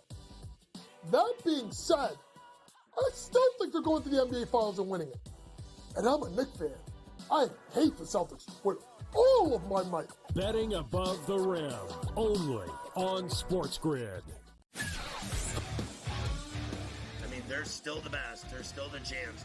Everyone wants to crown the Celtics the champions, but that's not the way it works. They got to beat them. And, they got to get through the East, which isn't going to be fun to begin with. Everyone thinks it's so automatic. If it's just Boris is kind of losing his power, if whatever his tactics have been, yeah, move on. Pharrell Coast to Coast, only on SportsGrid. Memphis owns it. They beat them 5 straight times. And Memphis is awful. So what does that say about the Bucks? They are the most overrated team in the NBA, hands down. Michigan and Boston College, there's going to be goals scored in this game. But, with that being stated, the total's up to 7.5 right now. I got to go under 7.5 here, Scott. Pharrell Coast to Coast, only on SportsGrid. It's smarter to be on SportsGrid. Your 24/7 sports wagering network. The early line. Magical and historic season in Lincoln, Nebraska continues. He is the best player in the NBA, but also in the biggest moments where the national media is watching. Newswire. Something that we have never seen happen before with one of the iconic coaches in the game. Pharrell Coast to Coast. The team covers. It's automatic. It's every time. Not sometimes. It's every time.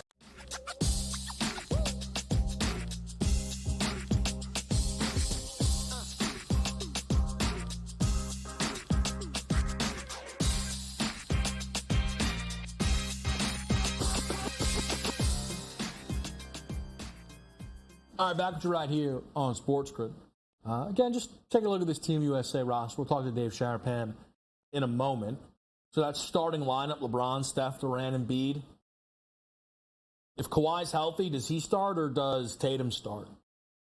That's interesting. Tatum, is Kawhi really going to show up and not start? If Tatum's coming off of a Finals MVP, is he really going to not start?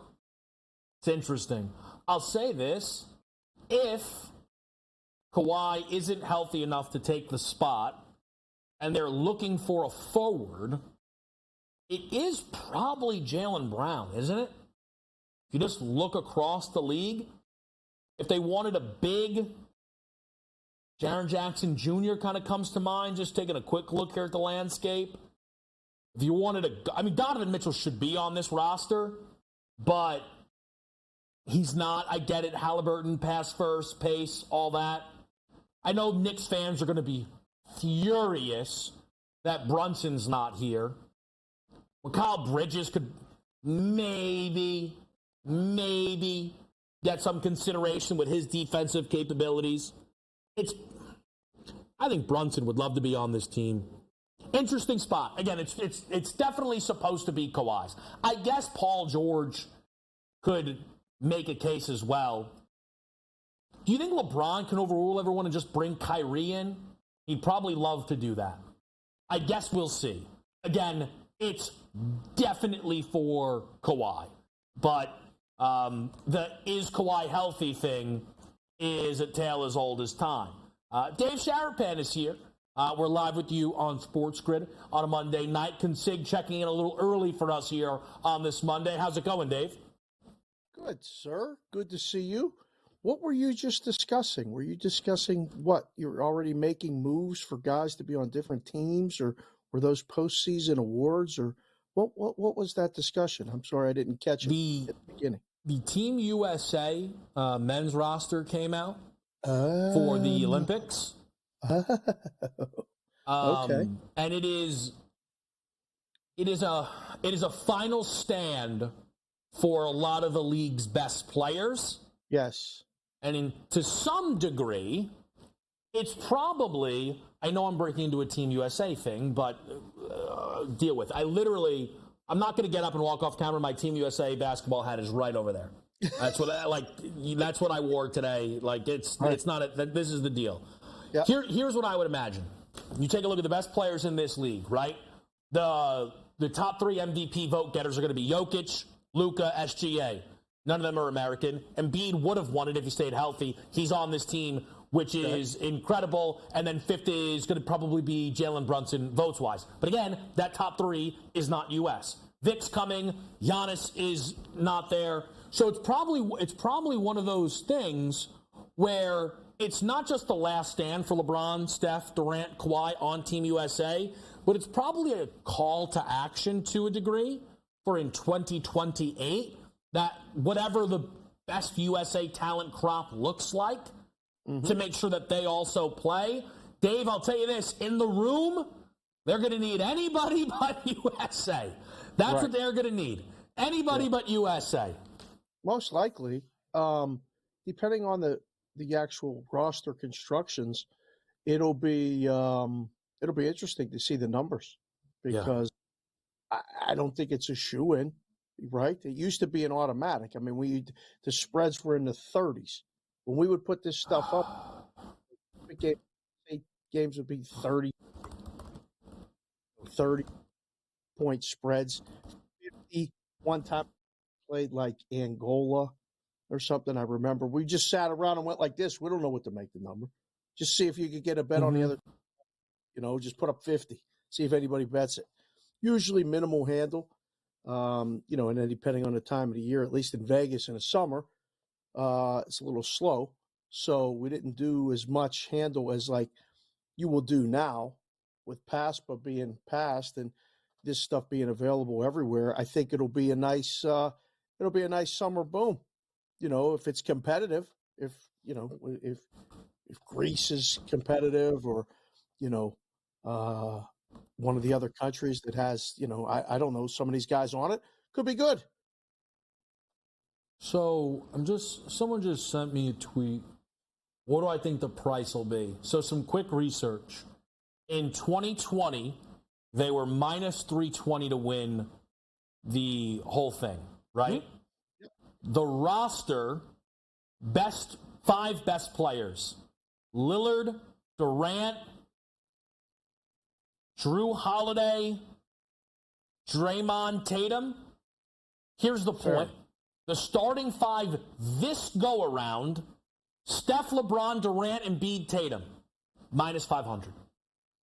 I don't see it being any shorter than that. To win gold, has to be minus 500. And they're all going to play, right? Like, this is it. Like you just said, this is it. This is the last one that all of those guys are going to be able to play together. So I think you get them all. And if that's the starting five, I don't think anybody's going to bet anybody else, at least in this country. Again, I think what's funny, though, is there's nothing you can do. What are you supposed to do at minus 5? How many people are going to bet minus 500? You know what it is? They're going to hang a prop. Here's where this will end up, and it'll be unfortunate. The prop will be, will they go unbeaten? That'll be a prop. Even that's a going to good be number, depending on the matchup. What's that? Minus 160, minus 180? I don't think it's going to be cheap. How many games will they have to play? 6 or 7? Let's find out. It's usually 4.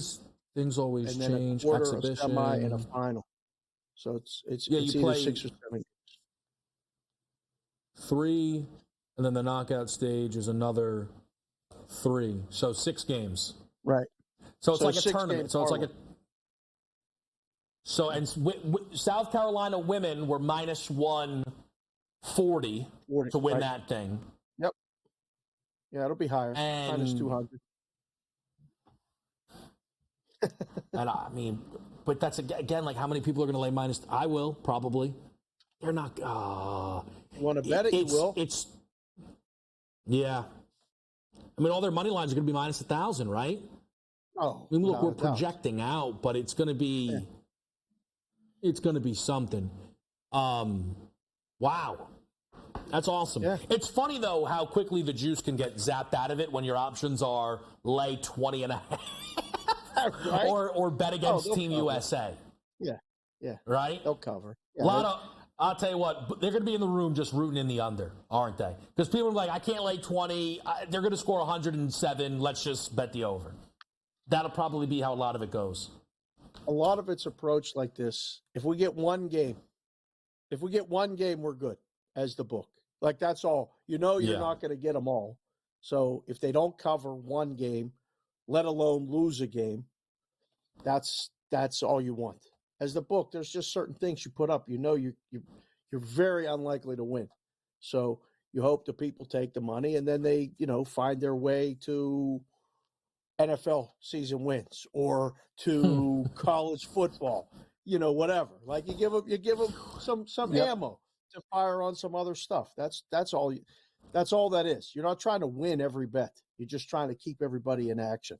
This Summer Olympics men's basketball, that's exactly that. Yeah, it's a good point there. Dave, speaking of kind of new markets and things like that. The WNBA draft is tonight.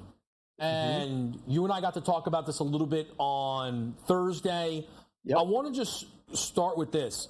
We all know the main reason that this will probably break any record their draft night has ever had, and why Dave and I are sitting here talking about it, is Caitlin Clark. No odds to go first overall where I've looked.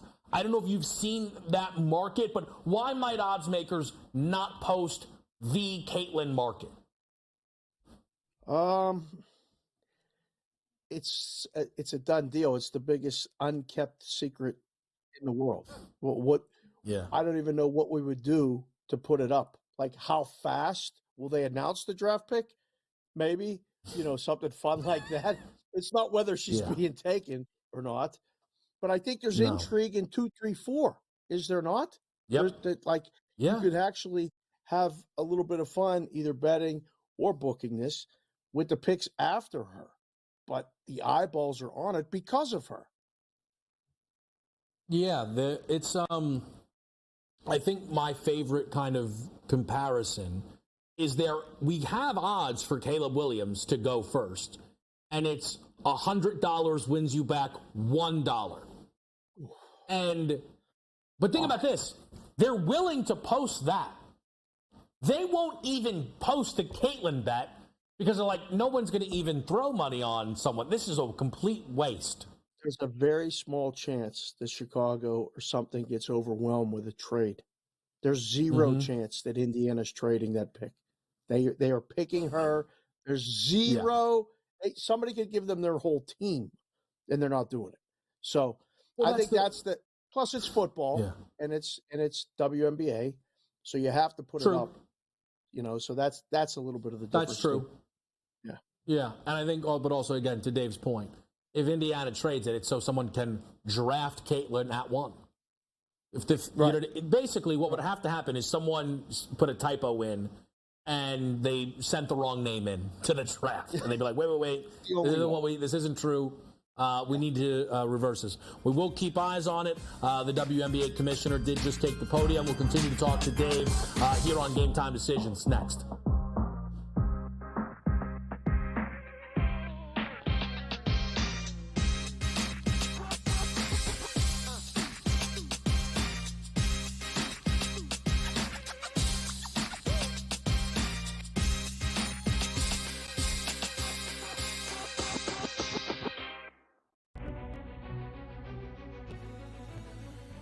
People that bashed him will be eating their words this year. Pretty heavily favored to be a first-round pick, minus 400 earlier this week.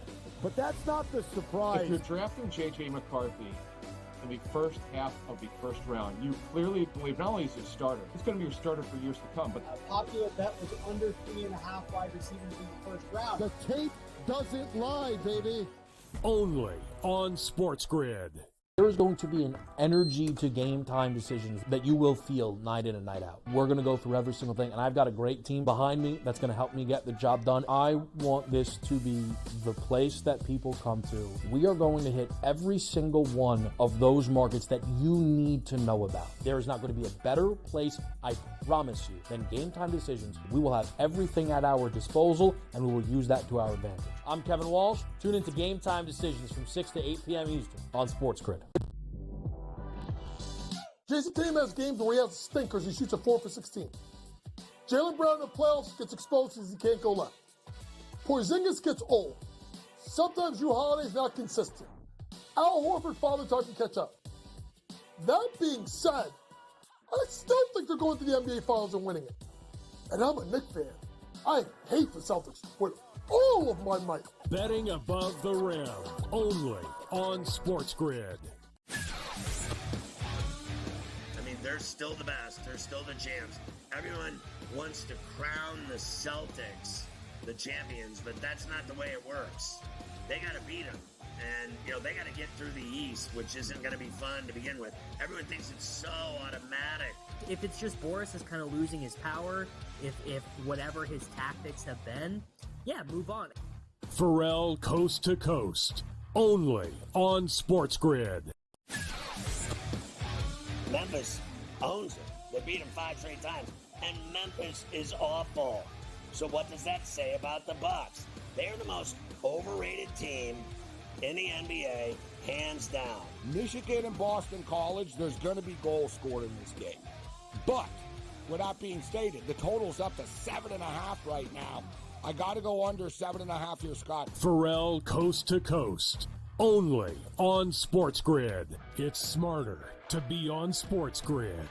Your 24/7 sports wagering network. The early line. Magical and historic season in Lincoln, Nebraska continues. He is the best player in the NBA, but also in the biggest moments where the national media is watching. Newswire. Something that we have never seen happen before with one of the iconic coaches in the game. Pharrell Coast to Coast. The team covers. It's automatic. It's every time. Not sometimes. It's every time.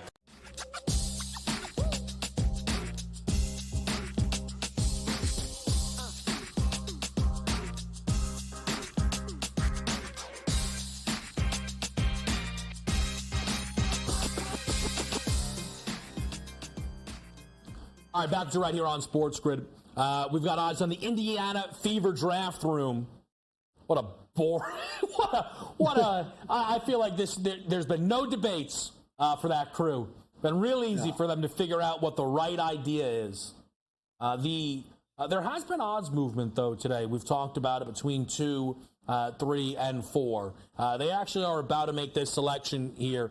And again, I think Dave, you and I talked about this, right?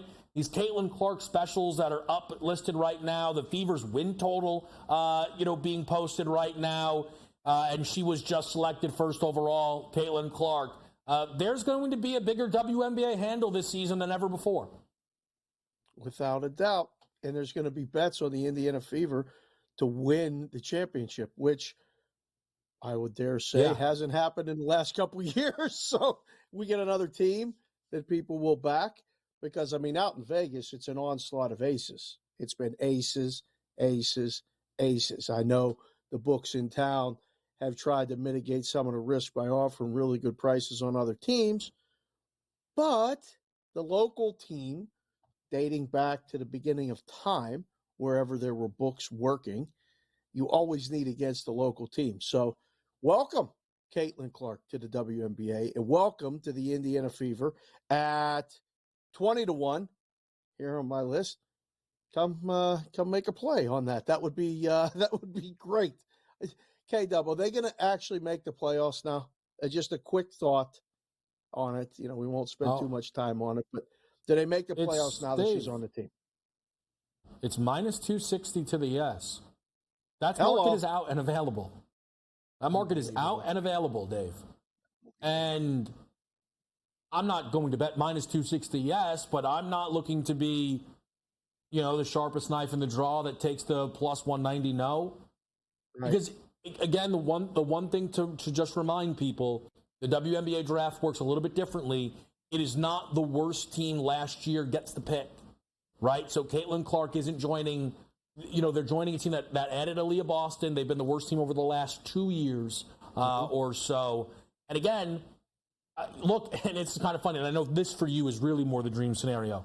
Caitlin Clark was 15-1 to win the WNBA MVP a little bit ago. That's been bet down to 12-1. It's been bet down. So, and here's the incredible thing, though, is what does she have to do to win that award? Because, Dave, I'll put it to you like this, right? Over-under league MVPs in her career. What's that number at? 2.5, 3.5? Well, obviously the team improves quickly. And if she becomes the best player on one of the best teams, it may be 4. She may win 4 times. She may be a 4-time MVP. It's very possible. Yeah. She is to lead her own team in scoring minus 280, right? They don't have her to lead the league in scoring, but she might be the favorite. I'm not saying she will be. Right. She will be the favorite betting wise. When you get those up, she has to be 2 or 3, and then you let the bets push you to the favorite. There's not going to be Yeah. a big rush of people to bet it's not her. So she'll be hovering. If make the top one 2-1, she's going to be plus 250 or plus $3. So you can take a couple bets and then make her the favorite. I don't think you can put her the favorite at the beginning. A rookie, it's a lot to ask. It's a different life. It's a different schedule. It's a different everything. She doesn't get Northwestern. She doesn't get Penn State. These are all professional teams. She's going to face a lot of different defenses, adversity, and players that want to make sure that she knows that they know that they're pros. Let me tell you, Dave, I think you're 100% correct in that. But part of the reason that she is as great as she is, and she's been very positive and humble and nice in her response to some of the people that have talked down on her. I'm going to tell you this right now. Diana Taurasi, walk out to that island, and that's going to go real bad. And I get it. I get it. She is a legend of this game. Yeah. Everybody knows that. And so does Caitlin Clark. But Diana Taurasi has been very protective over this idea that she's going to step in and be great right away. When realistically, that is good for your game. And here's the deal. There's going to be moments where we go, oh, yeah, she's a rookie. But one of those moments where we go, oh, yeah, Diana Taurasi's not as good as her anymore is when they meet. I'm telling you right now. And that's because there are going to be games. You know this, Dave. People lined up the narrative Caitlin Clark point props over, 3-point props over when they played LSU in the national title game rematch. She went for 41, 12, and 7 and made 9 threes. Yep. Phoenix Mercury, we're coming. Okay, the Vegas Aces can catch her. That's fine. They catch everybody. All good. Right. We got you. Right. It's going to be, but here's again, the amount at which we are talking about this is fantastic. It's more and than that's ever. Kind of the point. That's exactly. It's more than ever.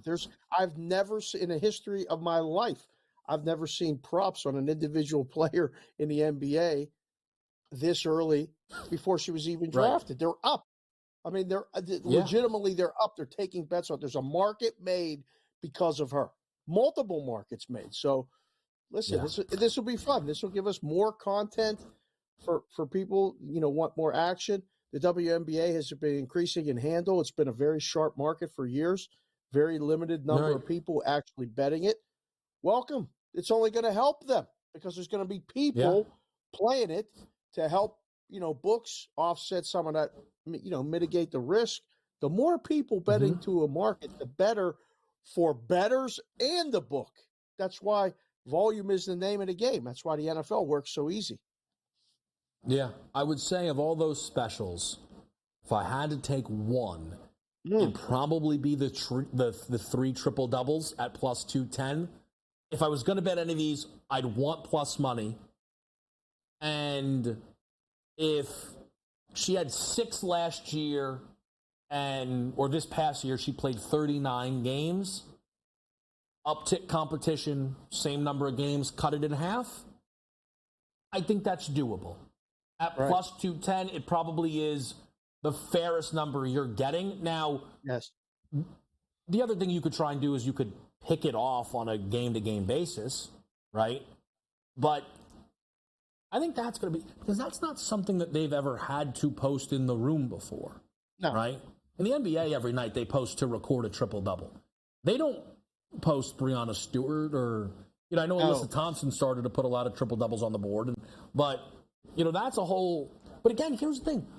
Books are not, obviously, they've been booking Caitlin numbers they have more experience booking Caitlin Clark numbers than WNBA numbers. Correct. Basically. Correct.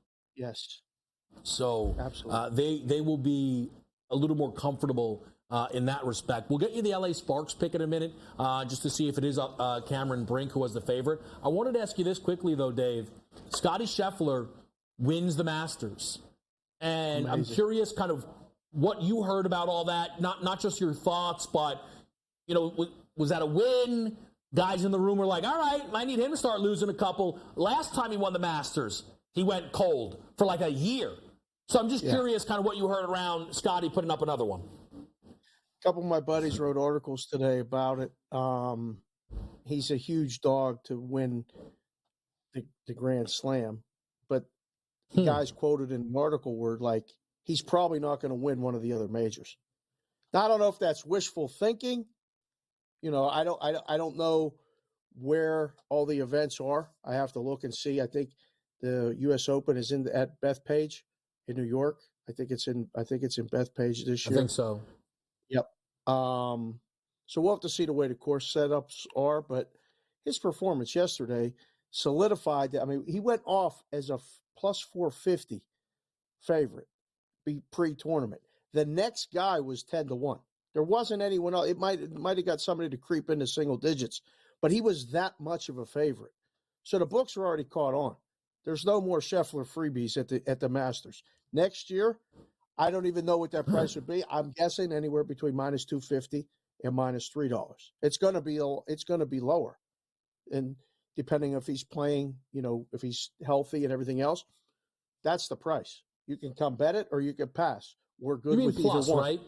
Just to make sure, plus 250, plus 300. Yeah. Okay. Yeah, I'm not ready to go Tiger even money yet. That's yeah. Tiger realm was even money when it got to Augusta. Well, here's the incredible thing, and one of the reasons, to my understanding, look, trust me, I'm as honest as I get. I've been that way, and then all the time I spent working with Donnie too, who sometimes I think is overly honest. I don't know golf the way all these people know golf. I don't bet golf in the way that everyone bets golf. Well, one of the justifications I consistently heard for people who bet Tiger year in and year out was nobody knows Augusta better. Nobody is better for Augusta. Well, if that becomes the reputation then on Scotty, it doesn't even matter the form then.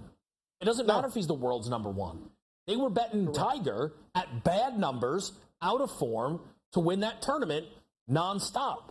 So if he stays in form, my goodness. I jumped in yesterday at 145. I took plus 145, and I was betting him down to plus 110.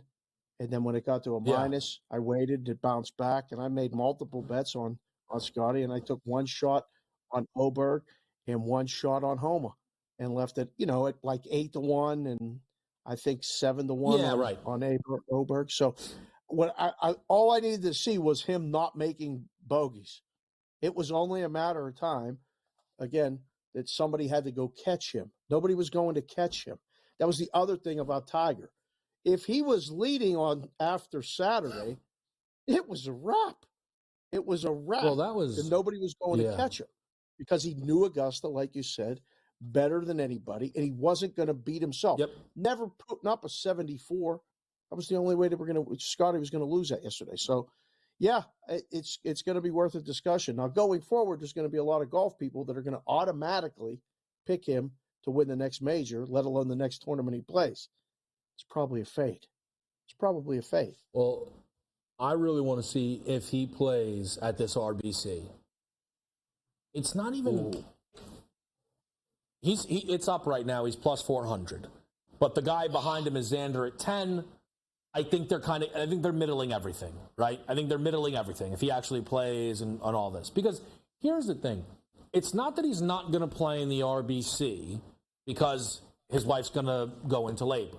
Right. I think we talked about that to the degree that we did because it was the Masters, and if it happened, it would have been one of the wildest things of all time.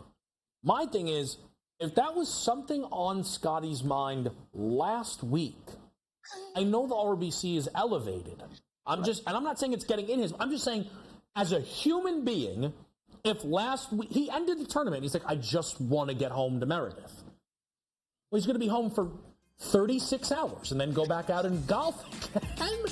I don't know. No. We'll update you on the WNBA draft. We'll close out Game Time Decisions next. Thanks, Dave.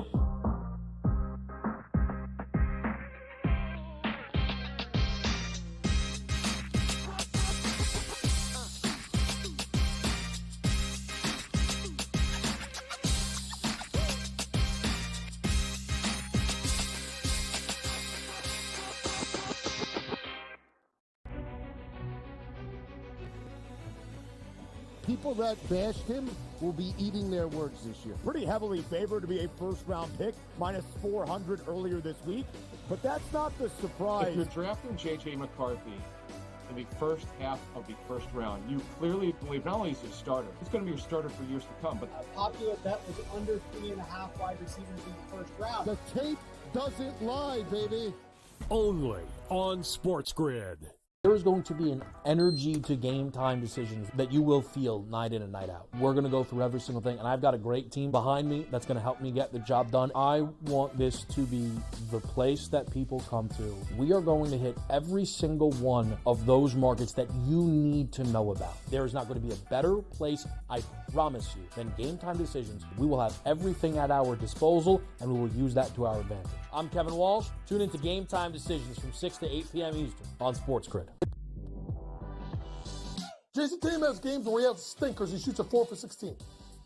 Jaylen Brown in the playoffs gets exposed because he can't go left. Porzingis gets old. Sometimes Drew Holiday's not consistent.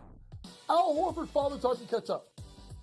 That being said, I still think they're going to the NBA Finals and winning it. And I'm a Knicks fan. I hate the Celtics with all of my might. Betting above the rim, only on SportsGrid. They're still the best. They're still the champs. Everyone wants to crown the Celtics the champions, but that's not the way it works. They got to beat them. And, they got to get through the East, which isn't going to be fun to begin with. Everyone thinks it's so automatic. If it's just Boris is kind of losing his power, if whatever his tactics have been, yeah, move on. Pharrell Coast to Coast, only on SportsGrid. Memphis owns it. They beat them 5 straight times. And Memphis is awful. So what does that say about the Bucks? They're the most overrated team in the NBA, hands down. Michigan and Boston College, there's going to be goals scored in this game. But, with that being stated, the total's up to 7.5 right now. I got to go under 7.5 here, Scott. Pharrell Coast to Coast, only on SportsGrid. It's smarter to be on SportsGrid. Your 24/7 sports wagering network. The early line. Magical and historic season in Lincoln, Nebraska continues. He is the best player in the NBA, but also in the biggest moments where the national media is watching. Newswire. Something that we have never seen happen before with one of the iconic coaches in the game. Pharrell Coast to Coast. The team covers. It's automatic. It's every time. Not sometimes. It's every time.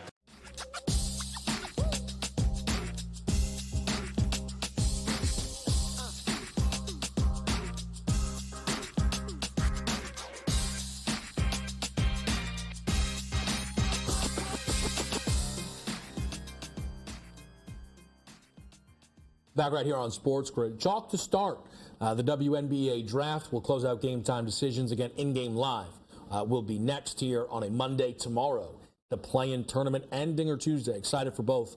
But at the Sparks at 2 selected Cameron Brink, a minus 2,000 closing favorite to be the second overall selection in the WNBA draft. Up next, the Chicago Sky at 3 took Camila Cardoza of South Carolina at that third spot there. Cardoza, we saw at minus 310 to be selected here, and that was a pull-away number. She was minus 115 a little bit earlier on this weekend here, but clearly the Chicago Sky felt that Cardoza was the best player on the board. You don't make that decision if you don't believe it.